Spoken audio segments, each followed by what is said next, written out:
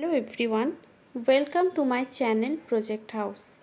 আজকে আমি তোমাদের ওয়েস্ট বেঙ্গল বোর্ডের ক্লাস 10-এর সদৃশ্যতা চ্যাপ্টারের উপরে প্রজেক্ট দেব। এটা হচ্ছে চ্যাপ্টার নাম্বার 18। দেখে নাও, এটা কভার পেজ সদৃশ্যতার। এটাকে চাইলে তোমরা আরও একটু ডেকোরেট করবে। এটা হচ্ছে ফার্স্ট পেজ প্রজেক্টের। তো প্রথমে তোমাদের দিতে হবে ডেফিনেশন সদৃশ্যতার, যেটা বইতে আছে আমি সেটাই দিয়েছি। উদাহরণ দিতে হবে, তাহলে বুঝতে সুবিধা হবে। তো এখানে আমি দুটো উদাহরণ দিয়েছি, দেখো। আচ্ছা, এখানে কালারিং পেজ ব্যবহার করে চতুর্ভুজ দুটো আঁকা হয়েছে। তোমরাও কালারিং পেজ ব্যবহার করতে পারো, কিন্তু লাল বা ডিপ পিঙ্ক বা অরেঞ্জ এই কালারগুলো ইউজ করবে না। এরপর হচ্ছে সদৃশ্য কোণী ত্রিভুজ কী। যেহেতু এই চ্যাপ্টারের উপপাদ্যগুলো যখন আমরা করব তখন এই শব্দটা বারবার ফিরে ফিরে আসবে, যে সদৃশ্য কোণী। তো আমাদের এটা ডিফাইন করতে হবে প্রজেক্টে যে সদৃশ্য কোণী ত্রিভুজ কী। তো সেই সংজ্ঞাটা এখানে লেখা আছে।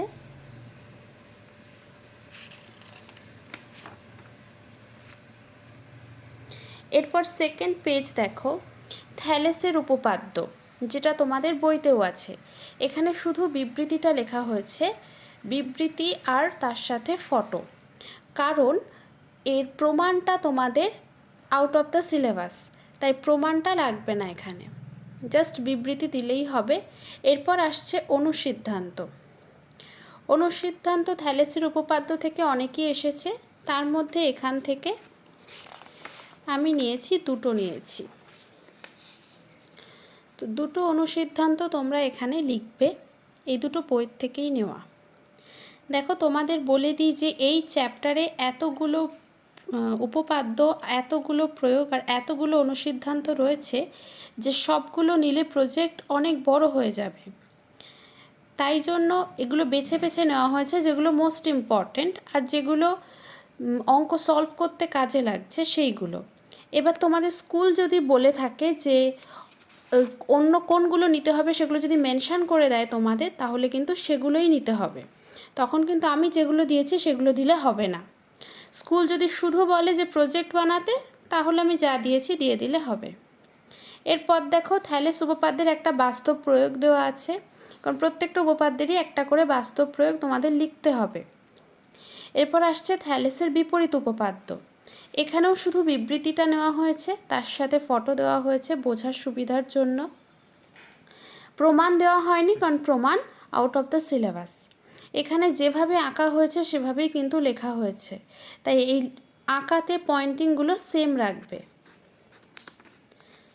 আচ্ছা, এরপর আসছে বাস্তব প্রয়োগ। আমরা যেহেতু থ্যালেসের বিপরীত উপপাদ্যটা করলাম, তো এরপর থ্যালেসের বিপরীত উপপাদ্যের বাস্তব প্রয়োগও দেখাতে হবে।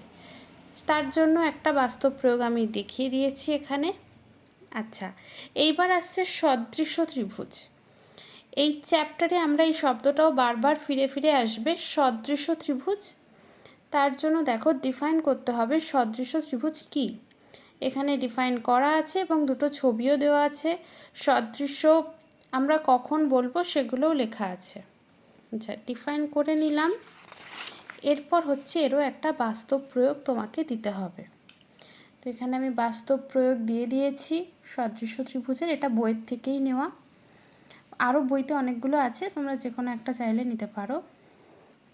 আচ্ছা, এরপর আসছে উপপাদ্য। এগুলো তো বেসিক, যেগুলো মোস্ট ইম্পর্ট্যান্ট সেগুলো দেখানো হলো। থ্যালেসের উপপাদ্য, তার বাস্তব প্রয়োগ, থ্যালেসের বিপরীত উপপাদ্য, তার বাস্তব প্রয়োগ, সদৃশ্যকোণী ত্রিভুজ, সদৃশ্য ত্রিভুজ। এইবার আসছে এই চ্যাপ্টারের মেন কিছু উপপাদ্য। আবারও বলে দিই, স্কুল যদি মেনশন করে দেয় কোনগুলো লিখতে হবে উপপাদ্য, সেগুলোই কিন্তু লিখতে হবে। সেখানে আমারগুলো লিখে দিয়ে আসলে হবে না, আর যদি কিছু না বলে সেক্ষেত্রে আমারগুলো লিখলে হবে। আচ্ছা, এবার উপপাদ্য দেখো, এটা বইতেই আছে, এটা আমি বইয়ের থেকেই নিয়েছি। আচ্ছা, এখানে আমি কালারিং পেজ ইউজ করে লিখেছি, যাতে প্রজেক্টটা একটু কালারফুল হয়, মার্কসটা ভালো আসে। আচ্ছা, হয়ে গেল। এই যে উপপাদ্যটা আমরা এখন করলাম, তার উপরে একটা বাস্তব প্রয়োগ নেওয়া হয়েছে, যেটা আমরা বাস্তবে কোথায় ইউজ করতে পারি। এটা বইয়ের থেকেই নেওয়া উদাহরণটা। আচ্ছা, হয়ে গেল। এরপর আসছে উপপাদ্য, নেক্সট উপপাদ্য, এটা খুব ইম্পর্টেন্ট, যারাই এই চ্যাপ্টারটা করেছো তোমরা জানো যে উপপাদ্যগুলো স্কুলে বহুবার করায়, স্টার দিয়ে দেয়, এগুলো খুবই ইম্পর্টেন্ট, তো এগুলো প্রজেক্টে লিখতেই হবে। তো উপপাদ্যের স্টেটমেন্টটা লিখে নিয়েছি, তারপর প্রমাণটা করেছি। আচ্ছা, এখানে প্রমাণটা করা হয়েছে, তোমরাও চাইলে এই ত্রিভুজগুলো কালারিং পেজ ইউজ করে করতে পারো। আচ্ছা, প্রমাণ করে নিলাম। এরপর এই উপপাদ্যেরও একটা বাস্তব প্রয়োগ লিখতে হবে। এখানে আমি বাস্তব প্রয়োগ লিখে নিয়েছি। আচ্ছা, প্রজেক্ট তোমরা যেমনই বানাও না কেন চেষ্টা রাখবে ক্লিন রাখার, ক্লিয়ার হ্যান্ডরাইটিং যাতে হয়, বর্ডার ইউজ করবে, এগুলো করতেই হবে।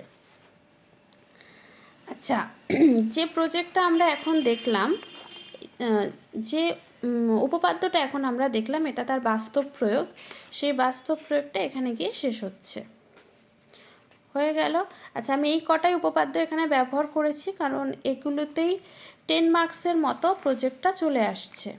তোমাদের স্কুল যদি এর বাইরে আরও করতে বলে তাহলে তোমাদের সেগুলো অ্যাড করতে হবে এখানে, সাথে অবশ্যই বাস্তব প্রয়োগ একটা করে দিতে হবে। আচ্ছা, এরপর আসছে কৃতজ্ঞতা স্বীকার।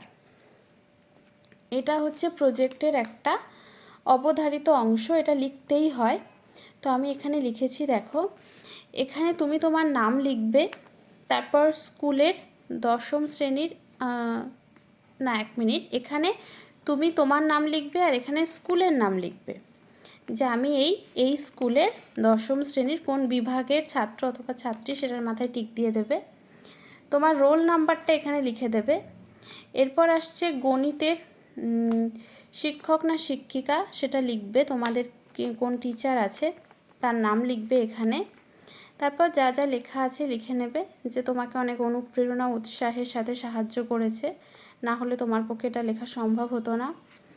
আচ্ছা, পিতামাতার নাম এবং সহপাঠীদের কথাও এখানে উল্লেখ করবে। তারপর এখানে ডেট দেবে, যে ডেটে সাবমিট করছো সেই ডেটটা দেবে, আর এখানে তোমার সাইন করবে। এই হচ্ছে পুরো প্রজেক্টটা। চেষ্টা করবে প্রজেক্টটা একটু মোটামুটি কালারফুল আর ক্লিন রাখার, হ্যান্ডরাইটিং পরিষ্কার রাখার। এতদূর যদি তোমরা করতে পারো তাহলে আমি আশা করছি যে তোমরা সবাই 10 on 10 মার্কস পেয়ে যাবে। আচ্ছা, আমি এখানে আরেকটা কথা বলতে চাই, যে এই চ্যানেলে আমি এখানে এই চ্যানেলে বিভিন্ন প্রজেক্ট আপলোড করে থাকি তোমাদের স্কুলের প্রজেক্ট রিলেটেড। তো তোমাদের যদি অন্য কোনো প্রজেক্ট বানাতে অসুবিধা হয় তাহলে তোমরা সেটা আমাকে কমেন্ট করে লিখতে পারো, আমি চেষ্টা করব বানিয়ে দেওয়ার। আর যদি এই প্রজেক্টে আর কোথাও কোনো জিজ্ঞাসা থাকে সেটাও তোমরা কমেন্টে লিখতে পারো। এই সদৃশ্যতা চ্যাপ্টারের প্রজেক্ট আমাকে একজন বানাতে বলেছিলে তোমাদের মধ্যেই, তাই আমি এটা বানিয়ে আজকে দিলাম। আমার চ্যানেলটিকে ভালো লাগলে অবশ্যই লাইক সাবস্ক্রাইব করো। Thank you.